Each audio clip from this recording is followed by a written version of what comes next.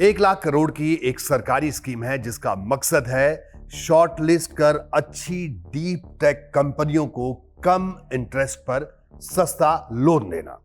इसी से जुड़ी एक इंडियन एक्सप्रेस में एक मैंने खबर देखी, एक लेख देखा, उसमें बड़ी दिलचस्प बातें थी। उसमें यह भी कहा गया कि पहले राउंड में 22 कंपनियों को लोन मिलता है, लेकिन पड़ताल में पता चला कि इनमें से 15 कंपनियों का कनेक्शन उन्हीं लोगों से है जो ये तय कर रहे थे कि पैसा किसे मिलेगा। बात हो रही है आरडीआई फंड की, यानी research development and innovation fund, जो पिछले साल नवंबर में शुरू हुआ था। हमारी साइंस मिनिस्ट्री के अंडर डीप टेक कंपनियों को बिना जमानत के कम ब्याज पर लंबे वक्त के लिए लोन देने की ये योजना है।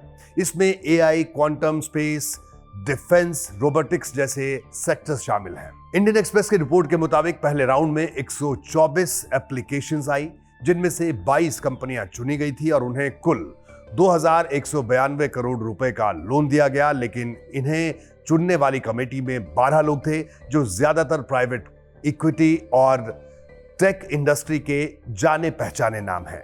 इंडियन एक्सप्रेस की पड़ताल यह बताती है कि 22 में से 15 कंपनियों का इन्वेस्टमेंट कनेक्शन कमेटी के 7 मेंबर्स से जुड़ता है। कमेटी के चेयरमैन सौरभ श्रीवास्तव अकेले 9 कंपनियों से जुड़े मिले, जबकि कंपनी नोकार्क रोबोटिक्स में तो उनकी खुद की हिस्सेदारी भी है। कांग्रेस सांसद प्रवीण चक्रवर्ती ने यह सवाल संसद में उठाया।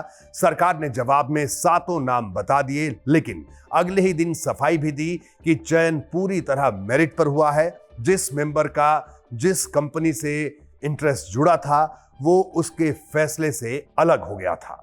ध्यान रखिए, इसमें किसी पर करप्शन साबित नहीं हुआ है, ना ही खुद चक्रवर्ती ऐसा कह रहे हैं और ना ही हम भी ऐसा कह रहे हैं। सवाल सिर्फ इतना है कि सिस्टम कितना ट्रांसपेरेंट है। यहां 2 फैक्ट्स आमने सामने हैं। पहला ये कि डीप टेक जैसी रिस्की सेक्टर में फैसला लेने के लिए आपको उन्हीं लोगों की जरूरत है जो इस इंडस्ट्री को अंदर से अच्छी तरह जानते हैं। उसका उसी इंडस्ट्री में पैसा लगा होना भी लाजमी है। यह एक दूसरा तर्क भी है।